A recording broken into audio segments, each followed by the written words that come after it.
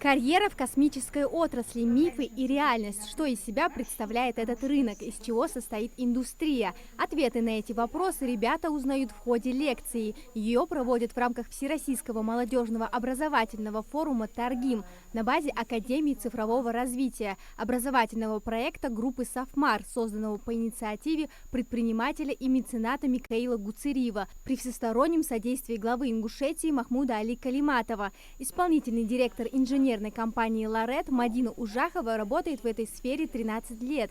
Эксперт отметила, в России космический рынок хорошо развит. В ней работает порядка 200 тысяч человек. Разработка она российская полностью, она идет с начала 90-х годов. То есть если говорить о том, как выйти на этот рынок, да, поскольку технологии в основном у всех запатентованы, то нужно длительное время, чтобы на рынок выйти. И вообще компании, которые производят наземный сегмент, похожий на нашу российскую, их в мире всего около 40.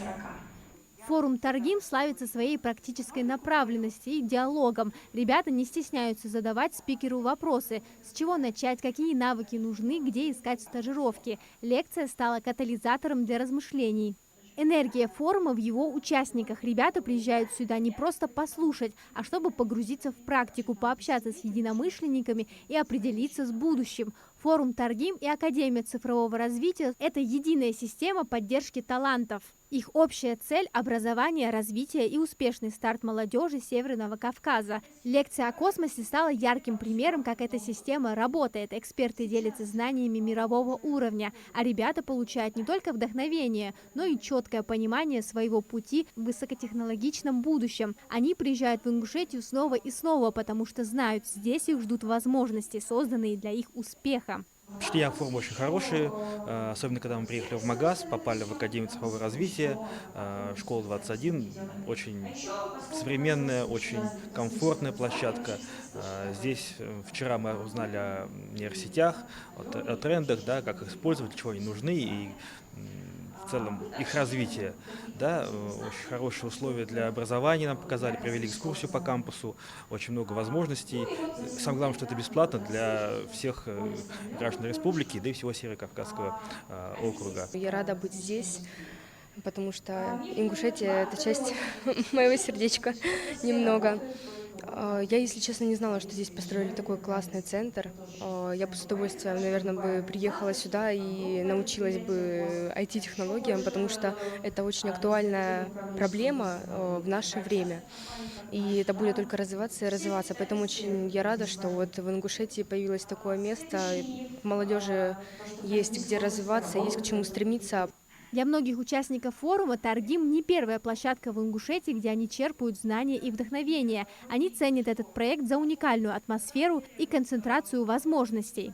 Вообще форум проходит отлично, очень крутая организация, очень приятно, что такие интересные лекции проводят. Молодой человек рассказал очень интересную лекцию про использование чата GPT, и я думаю, это будет очень полезно для дальнейшей какой-либо деятельности.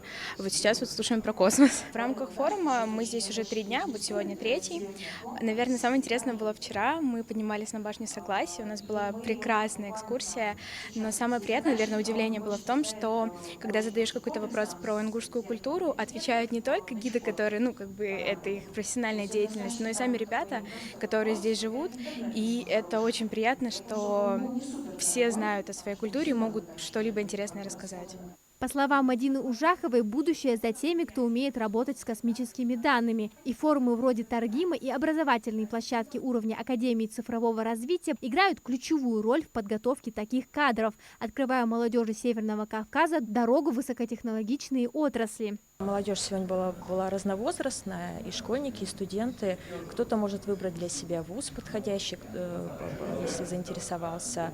И для молодежи тоже, думаю, будет открытием то, что в этой сфере, в космической индустрии востребованы не только космонавты, инженеры, но и много других профессий, где можно проявить свои навыки.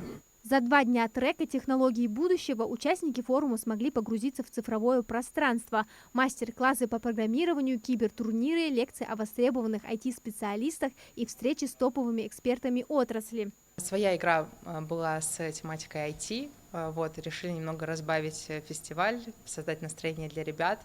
Они смогли объединиться в командах, поработать и получить ценные призы. А что касается мастер-класса по 3D-моделированию, мы регулярно его проводим в кластере школы. Они смогли за компьютерами поработать, почувствовать себя в роли учащихся школы 21 и получить новые навыки. А в Академии цифрового развития уже стартовал очередной бассейн. Заявки на участие на поток поступили не только из Ингушетии, но и из Ставропольского края, Дагестана, Северной Осетии и Чечни. Отбор в школу 21 прошли более 100 человек. Мы вчера уже рассказали про Академию. Есть ребята, которые заинтересовались школой 21. Мы помогли им оформить заявку уже на следующий бассейн, который пройдет в сентябре. 29 сентября у нас проходит очередной бассейн, последний в этом году. Соответственно, если будут еще желающие, можно зарегистрироваться на сайте школы 21.